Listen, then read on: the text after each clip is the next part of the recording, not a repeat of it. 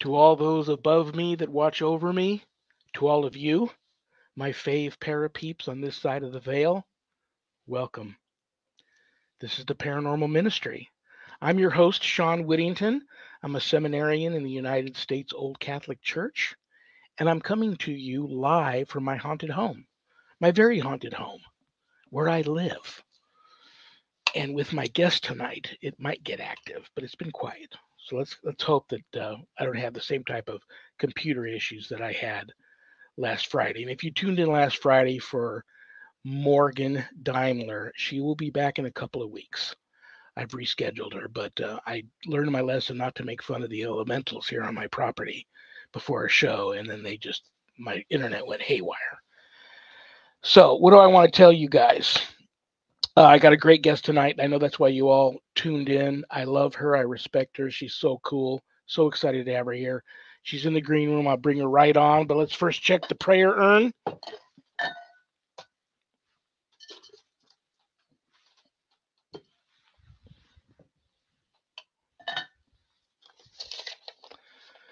Ellie P. from Minnesota. I want to be baptized Catholic. Well, good for you. How should I proceed, and will you pray that I can accomplish this? Oh my gosh, Ellie, that request is going to make me cry. Yes, of course. That is great news. Um, yes, I will offer up a prayer for you for that. And here's my suggestion. Let's just keep it simple. Find the nearest Catholic church to you, go there, make an appointment to speak with one of the priests and talk to him. That has, like back in the day, I was baptized as a baby, but I know other people that have later in life tried to become baptized, converted to Catholicism, and they had to jump through a few hoops, unfortunately. So you may have to go to catechism and do some other training prior to getting baptized. But so do that for me.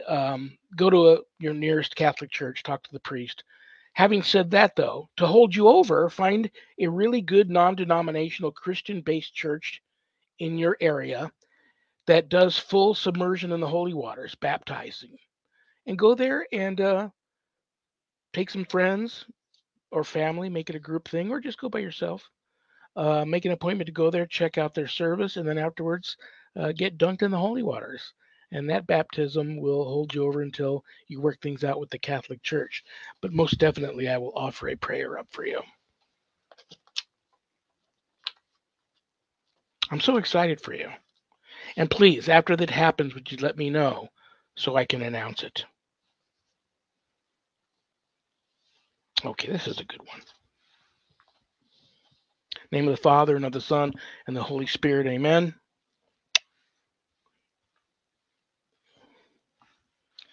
Jesus, you are the Son of God. You resolve our problems and respond to our aspirations with unexpected fullness. As the Son sent to us by the Father, you are God, who comes to meet us and manifests for us the God whom we seek. You are the revelation of God for us, the full, perfect, and definitive revelation, God in person. In you, the God who is far off becomes the God who is near, the God with us, and the God who is one with us, our companion of life's journey. You alone, O Lord, are the way, the truth, and the life, the Messiah, and the Son of the living God. And I offer this prayer up for Ellie. Amen. Okay. Good luck, Ellie. Let's check the Paranormal Ministry mailbag.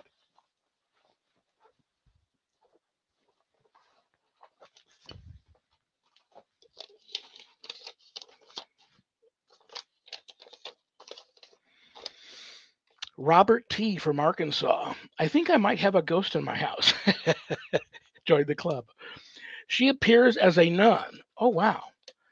I don't want to disturb her if she is indeed a nun. How can I be sure if it's not a trick?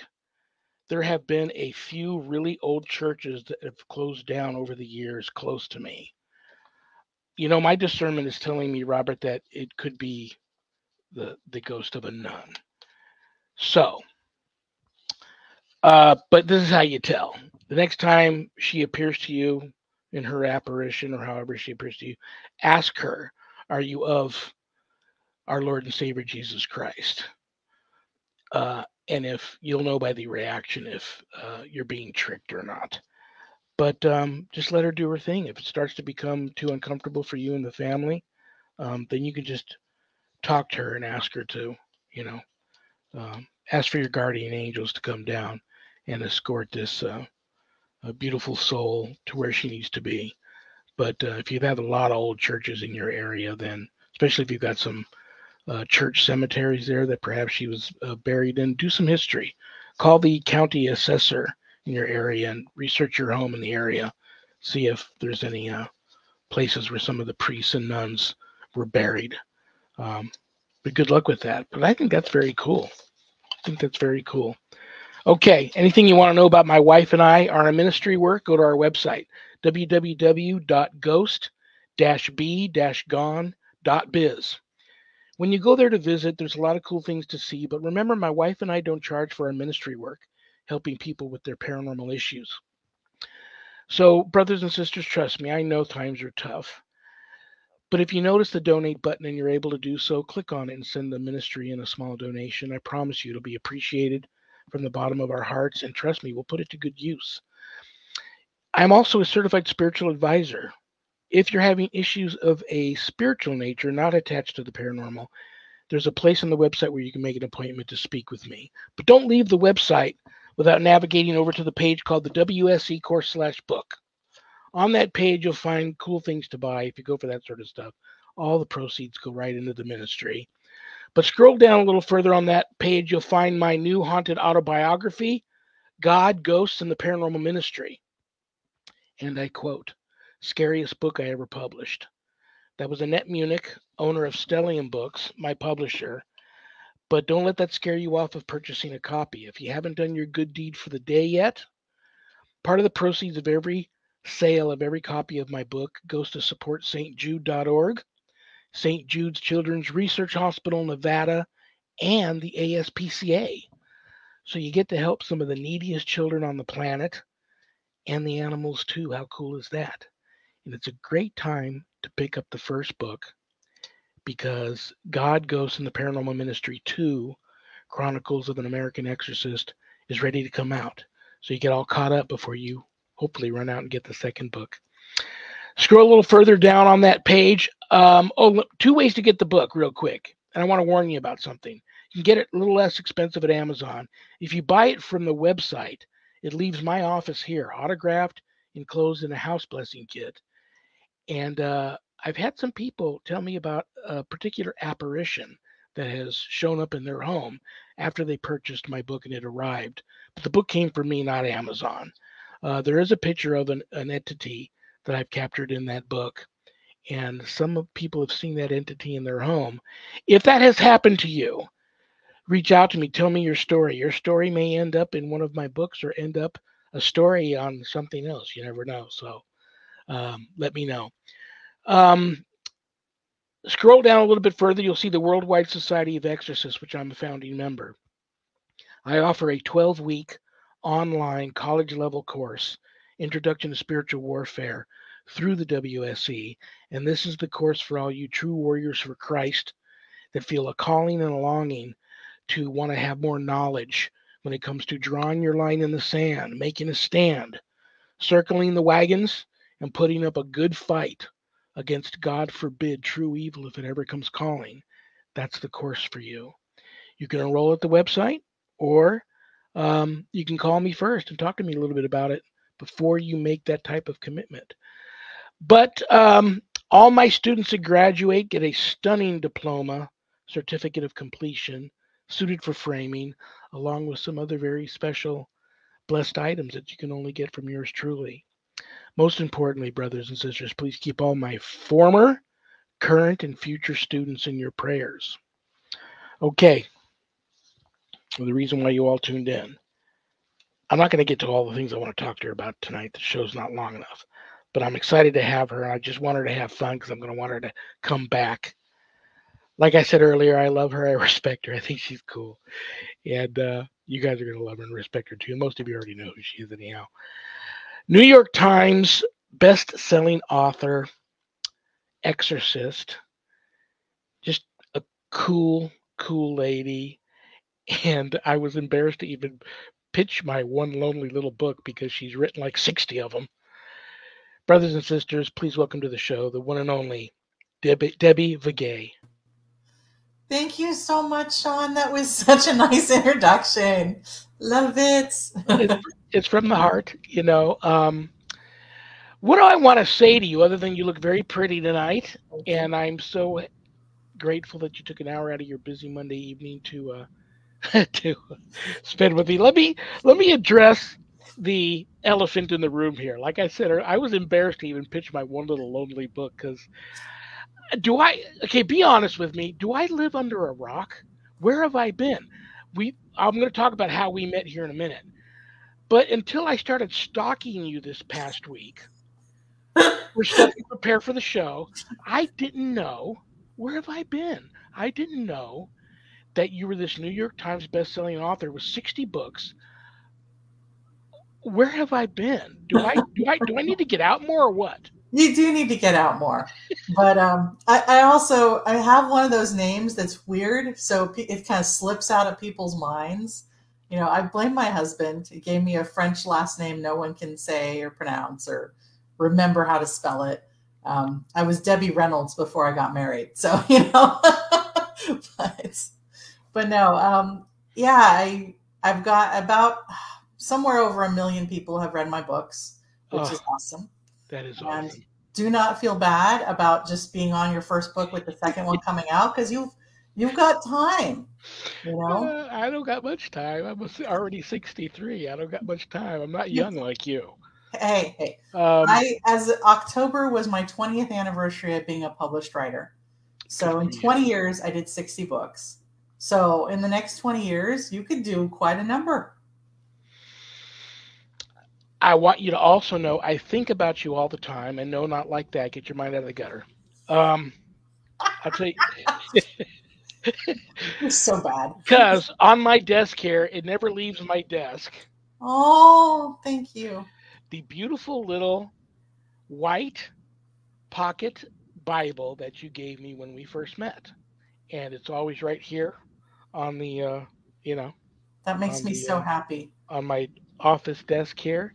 That was the And weirdest thing when I got those really, because I tell me the found story. I found them in a store. I saw them and immediately there was this voice in my head saying, "Buy it." And I'm like, "For what?" And like, just buy them. Buy all of them. And I'm like, "Why?" And I'm like, "Okay, fine. I will buy all of them." And then when we met, it turned out I had the exact number I needed for everybody there. Wow. Yeah, it's pretty awesome. I'm going to get into you. We'll address. Now here's number two elephant in the room. We'll get it out of the way because people have been asking me all week about it, and I got to be careful here. But we'll get into your writing after this. Then we'll get into rumor has it talk around the psych ward water coolers that you're married to a doctor who thinks he's Indiana Jones. So we'll talk about your soulmate because you and I couldn't do what we do without having a soulmate behind us. And we'll talk about your writing, but let's talk about how you and I first met. Um, it was on a project, and it took place in L.A. And I met you the first time. I went out there twice, but I met you the first time when I went out there to work on the project. And you were one of the total refreshing, welcoming, bright spots for me during that whole ordeal and Oh, situation, which was a totally life changing, once in a lifetime opportunity.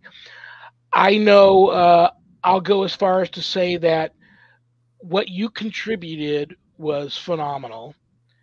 And I know that for whatever reasons, I don't know how all of that works in, you know, production companies and networks and all that. I don't know how that works, but they've pushed your part back a little bit, and they're really hoping for a season 2, and knock on wood, and your story will be featured in that.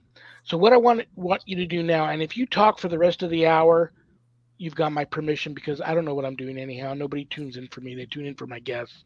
So this is what I want to ask you: how you, how that fell in your lap, what you thought of that whole situation that we were in. Uh, I I had weird paranormal stuff happening to me in the hotel. I was seeing weird paranormal things I didn't tell anybody about when we were in that church.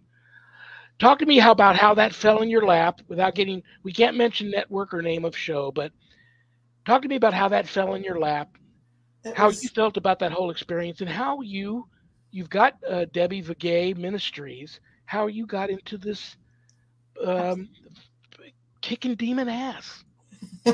well, I'll start with how it fell into my lap.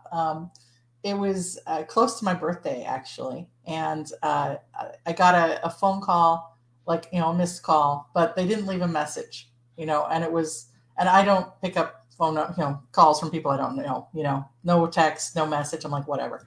But I actually looked it up and it looked like it belonged to like a casting company. And I'm like, well, that's really odd, but who knows who spoofs what.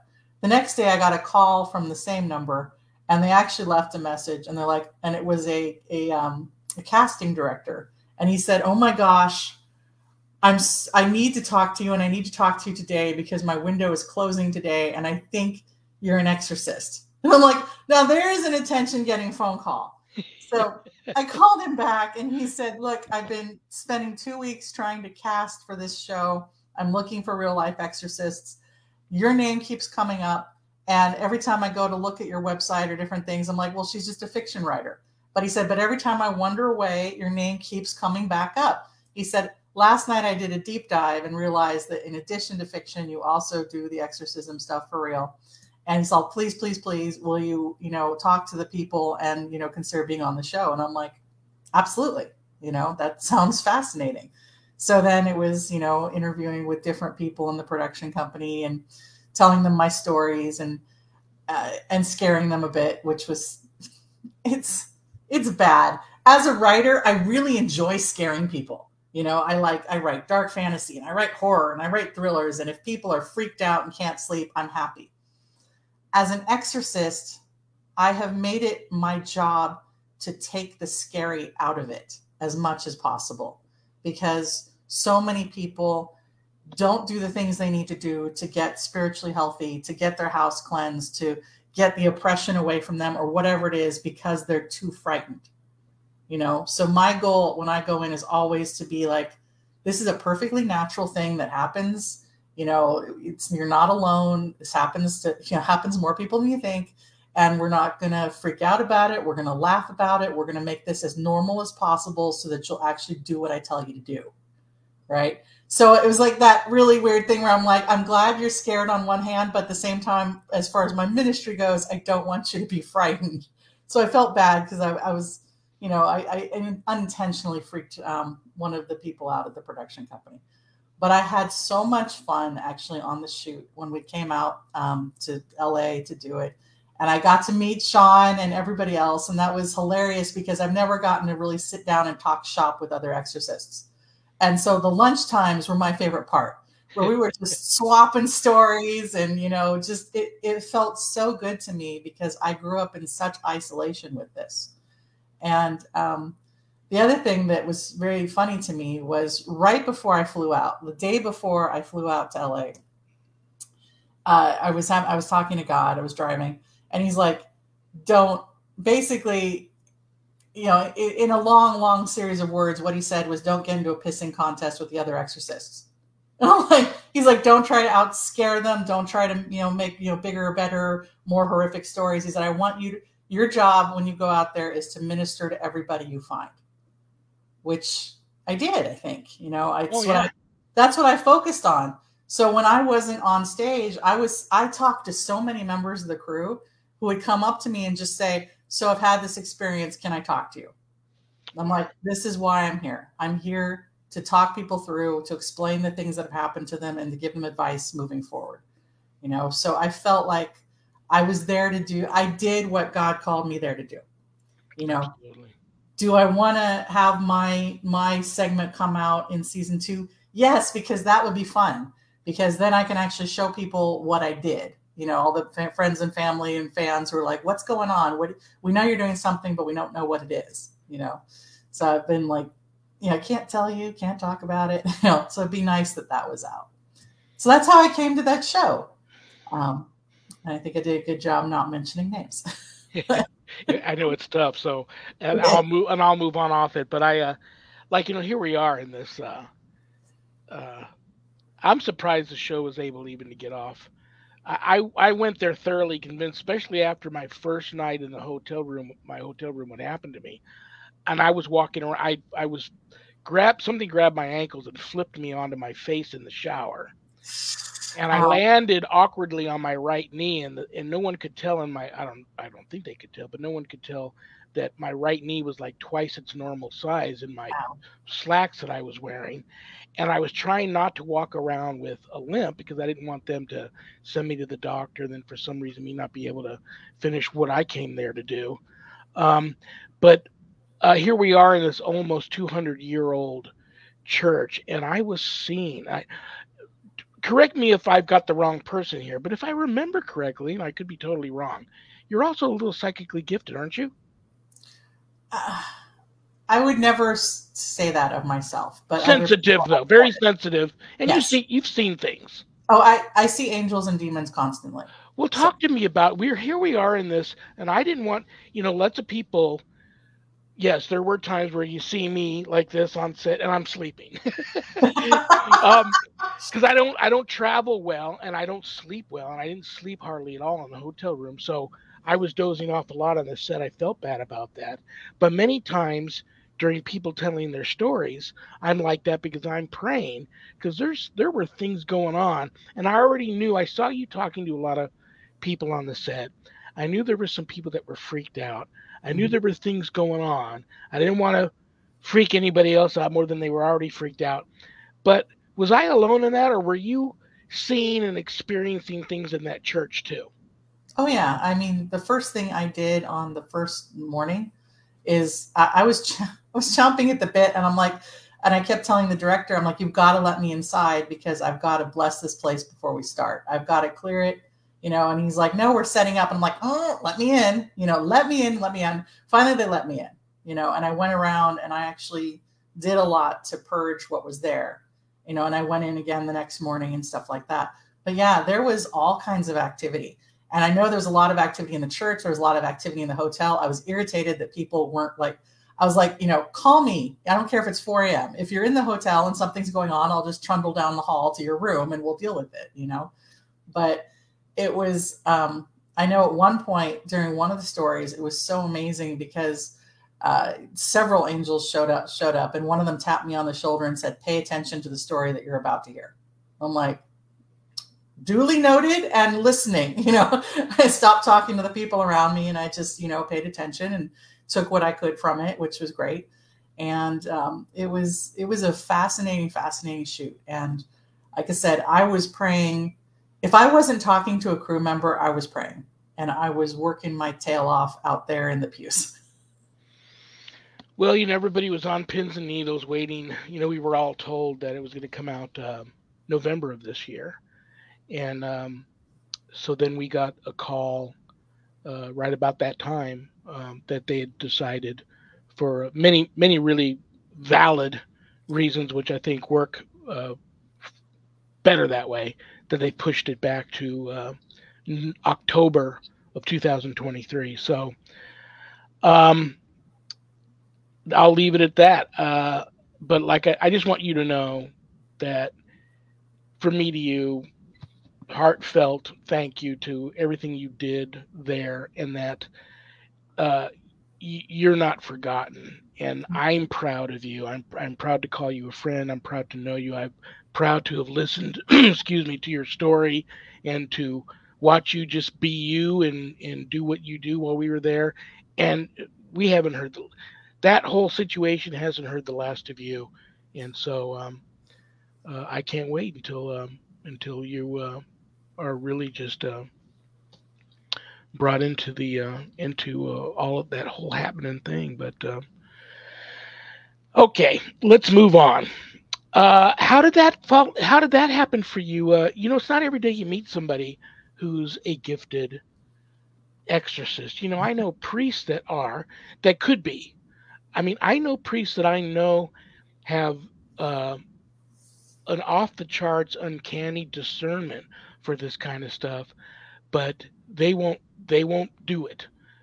They for whatever reason, um, they just it's not they don't feel it's their calling, and they stay away from that. Um, so a lot of people, even that they know, this stuff is this is the path that they're supposed to be on, get off the path, understandably so. But how did I saw your wonderful page, Debbie for Gay Ministries? Talk to me about that and how you started doing that. Well, it really started when I was 4. And I was in the library at our house one morning trying to pick out a book to read while I was waiting for my parents to get up. And I was just sitting there looking at the books, all the picture books and stuff like that. And all of a sudden there was a demon. It was a fallen angel who was next to me, and he stroked my hair and called me by name. And I jumped up and sprinted to the family room and stayed there until my mom got up and talked to her about what happened. And she tried her hardest to come up with any explanation that wasn't that, you know. And what it taught me, unfortunately, was that when stuff happened, I couldn't talk to anybody about it because no one would believe me. So I actually I had a very, very happy childhood during the day. I had, very loving parents, very nice life. But at night, I would get terrorized, So, if I had to get up and go to the bathroom, I would walk the entire way with my eyes closed because otherwise I'd start to see things, appearing in the mirror, and things would, try to grab me in the middle of the night. It was bad. But I, talked to God. I did a lot of talking to God. I did a lot of Bible reading and just trying to figure out what to do about it. And slowly over the years, he helped me learn how to fight back until I was 16. And I was having a conversation with my mom one day, and she's like, something really weird happened to me, and I think you might know how to help me. And I'm like, Mom, what are you talking about? And she's like, I know you know what's going on. And I'm like, and what's funny is we didn't actually discuss that day in the library when I was a kid until, from that day, we never discussed it again until 2 years ago. And I don't even know, we were talking about something completely unrelated. And for whatever reason, I said, do you remember that day when I was 4? She's like, and the demon talked to you in the library? And I'm like, you knew what happened? And she said, I knew that day what happened, but I didn't know how to deal with it. I didn't know anybody who'd ever had an experience. And I didn't want you to grow up afraid. So I tried to make you think it wasn't real. And I'm like, well, that kind of backfired on all of us, didn't it? But it was such a relief to actually know that she was just doing her best, but that she had believed what happened to me, So it's actually very much influenced how I have people come to me going, my children are seeing things. And I'm like, well, we can, first thing is children do have active imaginations. They can have imaginary friends. They can make stuff up. All that's possible, but you always have to be calm. Like it's no big deal, but you go and check. If they say there's a monster under the bed, you go and check. If they say there's something in the closet, you go and check, because that gives them confidence that A, they're being listened to, and B, you can show them how to take care of it themselves. And if you can get them at that young age, you change them from terrorized, victimized people to warriors for God, because children are very sensitive and they see this stuff more than adults do usually, because adults have managed to close their mind. But yet the funny thing I have found, the more I open up and the more I talk about it, is I have yet to meet someone who hasn't had an experience. The thing that happened to them when they were in college, the thing that happened to them when they were 12, the thing that happened to them, 2 years ago, that oftentimes they haven't even told their spouse, and they're like, this thing happened to me and I don't know what it meant. But they've never been able to let it go, but they won't admit what happened to them. And I'm like, well, you had a demonic encounter. something dark brushed against you. You noticed, it scared you, and you've tried to deny it, ignore it, pretend it didn't happen, but it's never really left you, has it? Because you still have that thought. So that's part of my ministry too, is making people aware that this is so much more common than people think. Yeah. Because what the darkness does, what demons do, is they try to isolate us. They try to make us afraid. They try to make us think we're the only ones ever who have had this problem, so that we don't talk about it. We don't reach out for help. We don't find the community we need. And that's how they get you. They isolate you, they terrify you, and they keep you in the dark. And that's why we have to bring everything into the light, show people that this is a normal part of the supernatural world around us. This is a normal part of our spirituality. And for fact, for people who say, who are really active, who say, I've never, in the church, or who are very spiritual, who say, I've never had an encounter with the demonic. My response is, either you're not paying attention or you're not a threat. And that should scare you even more. Because if you're doing what God wants you to do, if you're following the path he wants you to follow, sooner or later, you're going to attract attention. Because the goal of any demon anywhere is to keep you from living your best God-given life and helping the world and helping those around you. Sorry, soapbox over. No, God bless you. That's well said. And you bringing up kids. Usually, when I go into these cases, I will get my initial, interviews and walkthroughs with Sharon, and our initial investigation, trying just seeing what we may see or feeling what we may feel. I usually get all animals and children out of the home, because I don't do religious provocation, and just the fact that my wife and I show up is provocation enough, and it's like poking the bear. And if they do decide to lash out, they always go after the kids and the animals. And I will give kids I give them this. I will put in these little squirt guns, and I have a bag of these. My Mojo Strength uh, exorcism holy water in these little squirt guns, and I tell the kids, keep it by your bed, and when the bad guy shows up at night, you just squirt them with the. That is awesome. See, good job. They seem to like the kids like that. I try to make it so it's not. It's scary. They're still scared, and I am scared for them, but it's just a little something to just try to not.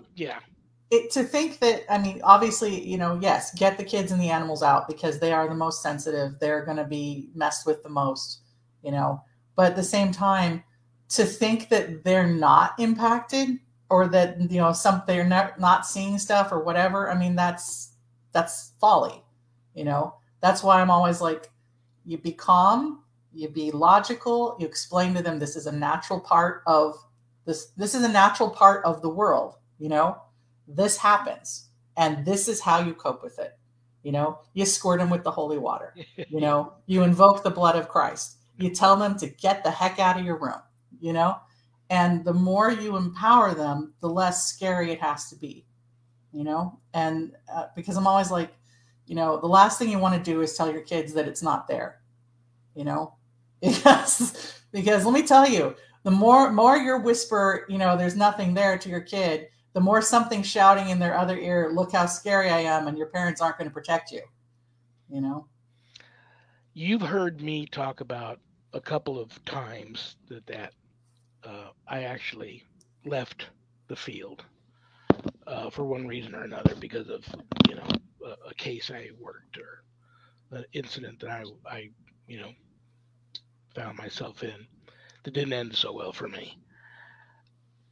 In your trials, has any story or case, and if you don't want to share it, that's fine. If you want to share it, the floor is yours. If has anything like that happened has really shaken our faith, is never shaken, but has really shaken your, should I continue doing this, resolve to the bone? Well, it's funny, because God has been calling me since college to go big with a ministry, to educate as many people as I can. And I've been fighting him kicking and screaming the entire time. because I'm like, which is why I've helped one person at a time, usually through word of mouth. I always joke that occasionally, back in the day, I would get the 3 a.m. phone call on the house phone, and you're like, who's calling me at 3 a.m.? And it's someone going, it's a total stranger, but they know somebody who knows me, and they're in the middle of a crisis, and their friend told them to call me, and I'm like, oh my gosh. But yeah, it became in college, it became more about helping other people than learning how to help myself, because I started encountering people who are having really active problems. And so I had to learn to fight for other people. And then, God kept saying, write a book. And I'm like, yeah. Sure. I'm going to do it this year. Sure, I will, And then finally it came to a head, and he's like, I'm serious. I want you to write the book. And this is funny because the Frozen, the Disney movie came out, right? And I had promised God that week that I was going to write the book, and I'd actually sat down and started writing, and I was like, but part of me was not into it. Part of me was like, I don't want to, because, the topic still freaked me out at that point. And I didn't want people to know, because I had managed to fly under the radar so that the majority of my family and friends didn't actually know, which was hard. And I was like, I don't, I just can't. And there's that amazing, everyone loves Let It Go for their own reasons. But when she was trudging up the mountain and she looked down at her gloved hand, and, the whole, you can't let them know. And she rips off the glove and says, well, now they know. And she was completely free in that moment. I'm like, oh, I want that, because I have been hiding who I am for so long, because I've been hiding what I can do and how I help people for so long. I want that same catharsis. And so I wrote so fast. I wrote my first spiritual warfare book. I finished it in 3 weeks, because I was just like plowing through, and I had that song on loop the entire time. But then I had the job of sitting down everybody who was a family member or a friend. And I went through my list, and I'm like, who is important enough to me in my life that I need to tell them before they find out, just because the book is out there, And so I had a lot of really rough conversations. I had a rough conversation with my mother-in-law. That was exciting. I had a rough conversation with some new friends we had made that looked like they were going to be really close friends. And that was, another one of those exciting conversations where she was like, okay, I believe you. And he was very much a skeptic. But at the same time, an hour into the conversation, he said, this thing happened to me when I was, a kid. And his wife is looking at him going, who are you? Because they have no secrets between them. They overshare with each other, if that is possible. They are so, every little moment, every little thought they know. And this was something she did not know. And she was shocked. But it's because everyone is afraid. They're afraid to talk about it. They're afraid they're the only one. They're afraid people will think they're crazy. And he told me his story, and I'm like, yes, that was a demonic encounter, and it was interesting. So I finally got the book out there, and I'm like, that's a relief, and then God kept pushing. He's like, you need to do the website. You need to start, doing classes, which I'm going to be starting up in the new year. You need to educate more people, because you're still reaching one person at a time, even if it's just through the book. But I've had some great experiences with the book, which I'm sure you have had with yours and will have with your next one as well, where I've been places where I was there because of my fiction. They would have me at a convention, like I was at a science fiction fantasy convention, and a guy came practically running across the room, and he like pointed to, he had like a copy of the book on his phone, and he said, is this you? And I'm like, yeah, and like I said, in the middle of this, dealer's room for a science fiction convention, he's like, do I have a demon on me right now? And I'm like, yeah, okay, this is public. Give me a moment, and I'm like, yes. And he's like, okay, tell me where it is so that I know that, because he already knew where it was, and he knew how he'd been cursed. And he's like, tell me about it so that I know you're legit. And I'm like, this is awkward, but I did, and I was there for one thing and I end up get tagged for the other, which I'm sure happens to you too. You're like, oh, I can't get away from it.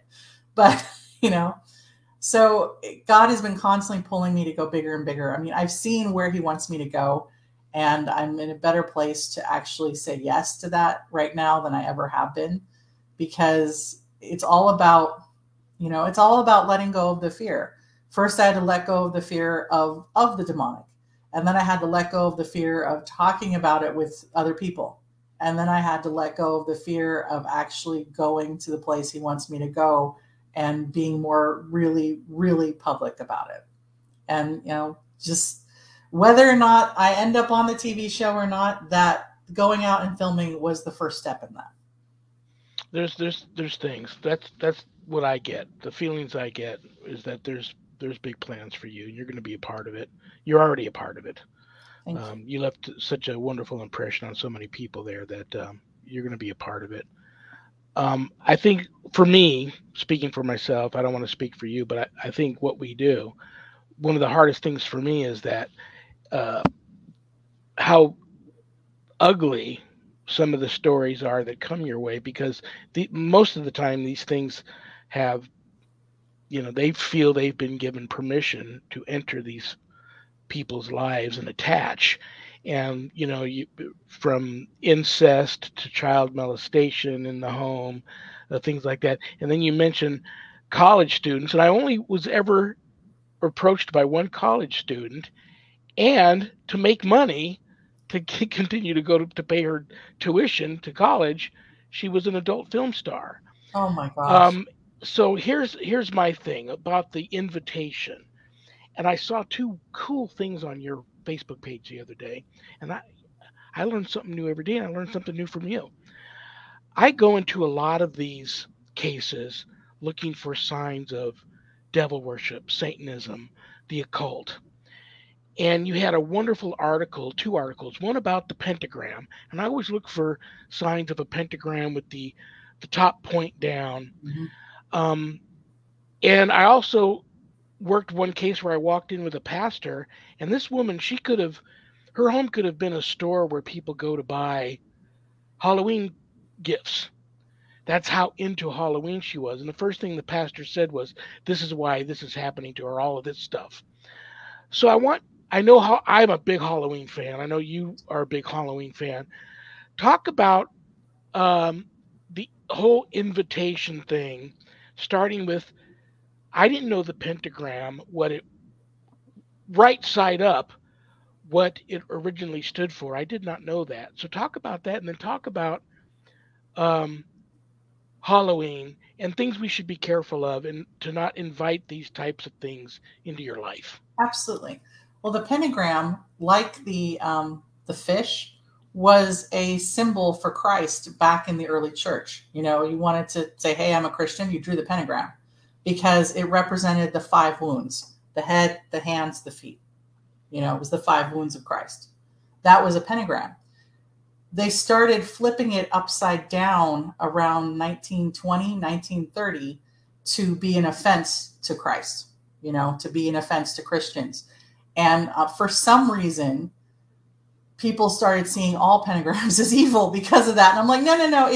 It's just like when you see an inverted cross. The right side up cross is Jesus. The upside down cross is not. Although I always tell people, no, that's St. Peter. Exactly. That's what I'm starting to get. I'm starting to get upset about that too. But I'm like, okay, come on. But yeah, you want to disrespect St. Peter, who had to be crucified upside down. I mean, that's what we should be looking at. I feel like I'm a huge celebrant of Halloween, and people have asked me for so long, why? And I'm like, I love dressing up. I love having fun. I love, the costumes, the parties, the candy.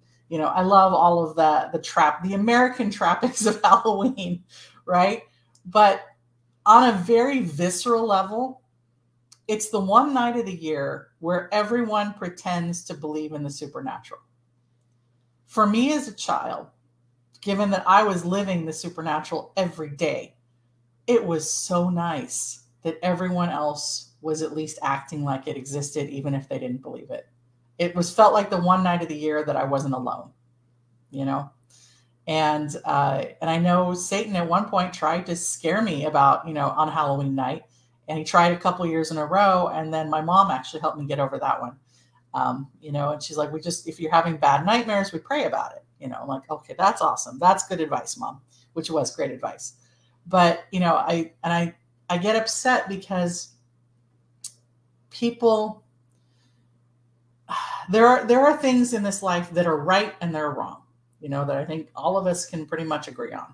Right. And, they're very biblical oftentimes, but then there are so many shades of gray, and the Apostle Paul talked about, how some things are wrong for some people and not for another, the weaker and stronger brother argument. Right. And how, if you're okay with some of these things, it's fine for you, but don't, try to lead your other brethren into the wrong for them. But at the same time, those who don't believe, like you say, and celebrate Halloween, shouldn't be condemning those of us who are okay with it. Where you start to actually invite things in is when you're actually trying to interact with spirits, like the Ouija board.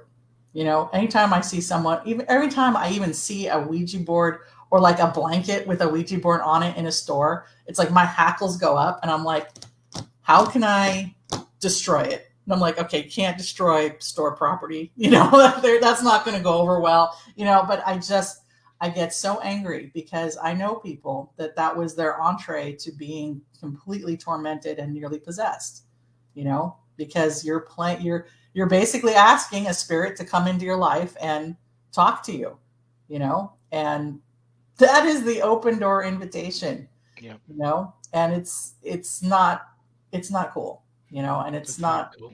It's not a game, and it irritates me that it gets sold that way. And also, there are other stupid things people do, they see, magic, spells or different things online and they think it'd be fun or cool to try it. It's not, and even if you talk about like the differences between, like people who are actually practice Wicca, true Wiccans, what they're doing, they're basically practicing an earth-based religion, like a Native American religion. That's, and things they are doing are all about love and light. And there's never anything about trying to curse people or trying to do anything for personal gain and stuff like that. And the moment you start dabbling in that stuff, you're in serious trouble. You never want to try to put a spell on somebody else, and absolutely. Yeah. And you just, it's not, I mean, it's funny, but like there's a donut store that I actually like that has expanded out here, called Voodoo Donut, and they make these donuts. They're shaped like people, and they're red jelly filled donut, and you get a little pretzel stick, and you go, and you get to stab them like it's a voodoo doll, right? It's funny. I like them, and they make me laugh, but at the same time, in the back of my mind, I'm aware of people's intentionalities. And you can curse people when you're not intending to. You can do bad things to other people or invite havoc into your own life when you're screwing around with stuff like that because you think it's funny, And so even then I got a little pretzel stick and I'm like, and I sit there and I'm very careful that I'm just stabbing the donut and I am never, ever thinking that donut is any specific person, So I've been on Nutrisystem for a year, and you did it to me. I'm going to be thinking about donuts all night now. I'm so sorry. So sorry. They sound so good. Oh my gosh. If it helps, I'll be thinking about donuts all night now. I got a couple of minutes before I have to say goodbye to you. Real quick, did you have fun when you come back? Oh, totally. You know who I'd like you to come back with? Who? I stalked your husband. Because when I saw on your Facebook page who you were married to, I go, well, who's this guy that she's married to? Looks like a very interesting gentleman. He's an archaeologist. Really interesting looking gentleman. I would like to have the both of you on. That would be very cool. Oh, that would be fun. We did a book series together, so that'd be even cooler. You know what? You and I are psychically connected here because before I say goodbye, I wanted you to plug. If there was one thing you had to plug about all this series that you've written, and that's tough to do, writing not only a series, but you've written more than one series, all successful. I know you probably have something you want to plug about a series or anything. I think I saw an article on your Facebook page. You just came out with an announcement for all your fans and followers about a project that you're doing. Well, the new shiny one that I'm super excited about is there are these two musical twins, the harp twins, who do twin harps, and they are amazing. Camille and Kennerly. They're world famous. They have hundreds of millions of views on YouTube. And we met it 5 years ago at a convention. And the funny thing is, they think it was my idea. I think it was their idea. But we have done a group project where I have written a novel starring fictionalized versions of them. And they have written an album of all original music to go with it. And it is super scary and super spooky. And the music, one of the songs on the album called Catacombs, creeps me out because it's all this whispering and everything. And they will not tell me. They will not tell me what they're whispering. They're like, no, it's left to your imagination. I'm like, you guys are brats. But the book and the album, we're so excited about. Twin Destinies, Blood Song is the name of the book. Just Twin Destinies is the name of the album. And so the two go completely together. You don't have a full and complete idea of the story until you've read the book and listened to the music. They tell the same story, but in different ways because of the different mediums, and they mesh together so beautifully. I mean, there were songs that they were giving me, and I was just bursting into tears going, yes, that's exactly right. So I'm very excited about that one. Good and for you. It just came out last week. You were so talented. I'm jealous. Oh, I know we're going to work. I know we're going to, you and I are going to be friends forever. And yes. I know we're going to work together again one of these days. Um, what else do I want to say to you? Let me make sure I got all the questions out of the way that your fans wanted to talk about. Uh, I did for a change. Yay. I tried to memorize them. I only put like 6 of them down, and I tried to memorize them so I didn't have to keep doing this, and then I could get the questions out and make them seem like they were mine, but they were actually questions that fans and followers of yours sent in. But oh my gosh, let me get through this real quick. Debbie Vigay Ministries, that's a nice Facebook page. And you've got Debbie Vigay Author Facebook page. You have Debbie Vigay, one word.com. And Zach's been all over that, showing it on the show tonight. And then you have Debbie Vigay Book Club, also a Facebook page. Yes. You are a busy, busy person, and Yes. I love you and respect you, and I just wish I was there to give you a big hug. Give my best to your husband. We haven't met yet, but I think that would be really cool to have you on. I love people and their better halves coming on the show with them. Because, like I said, I know that I couldn't do what I do and be the man I am without my soulmate behind me. And I get that feeling with you and your husband.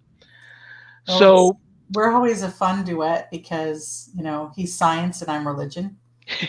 And but what we always laugh about is everyone thinks that because you more lean one way than the other means that the other is excluded.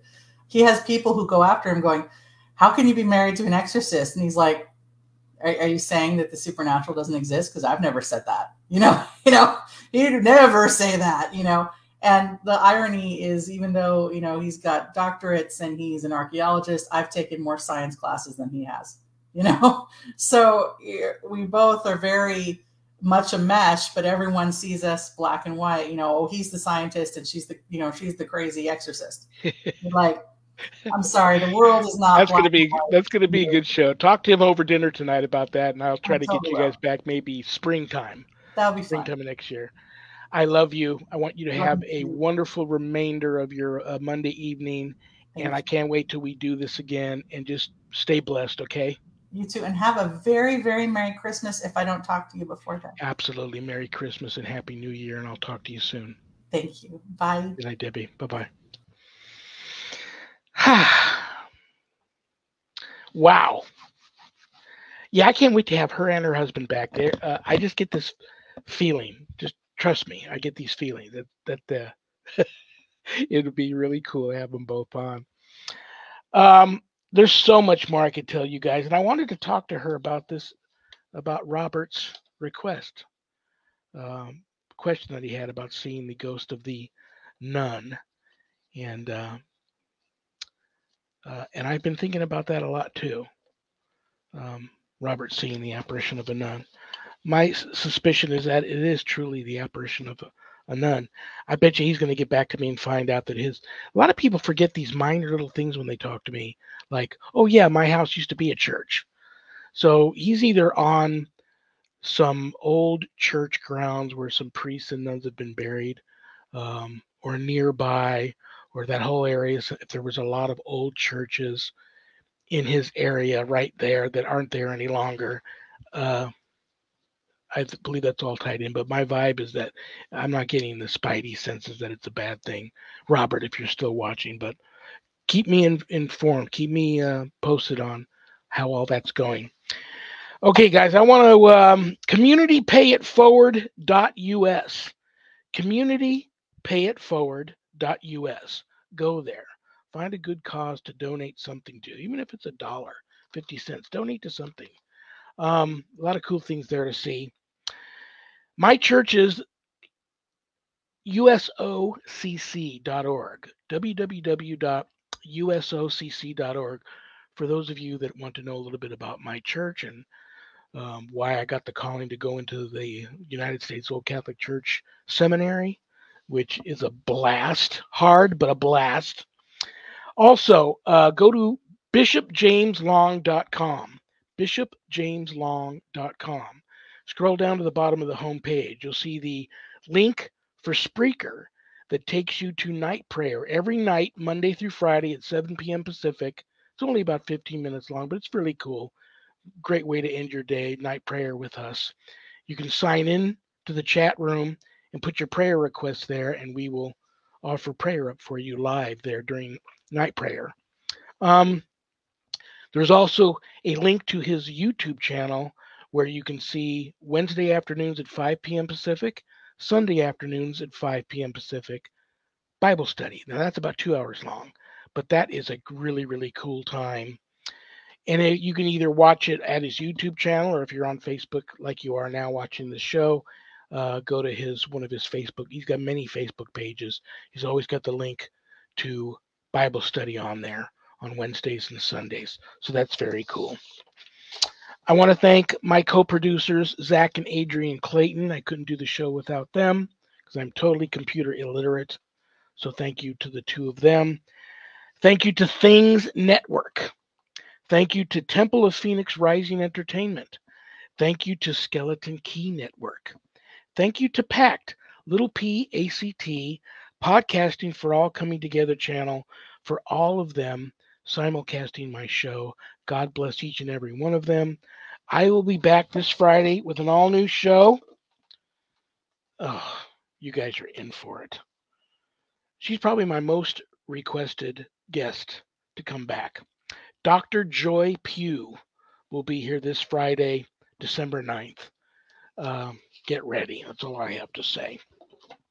It is bad joke time. I'm going to pull a bad joke that one of you sent in out of this haunted Carnival Barker hat. It's my poor attempt to put a smile on everybody's face before I say goodnight.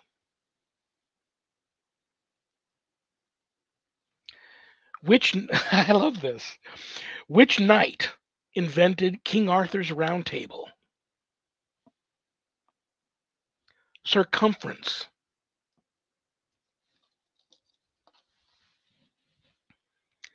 Good night, Danny. Good night, Jack. Good night, dog. Good night, Harold. Rest in peace. Good night, Ernie. Good night, Bill. Good night, Dan. God bless each and every one of you. I love you all. Peace.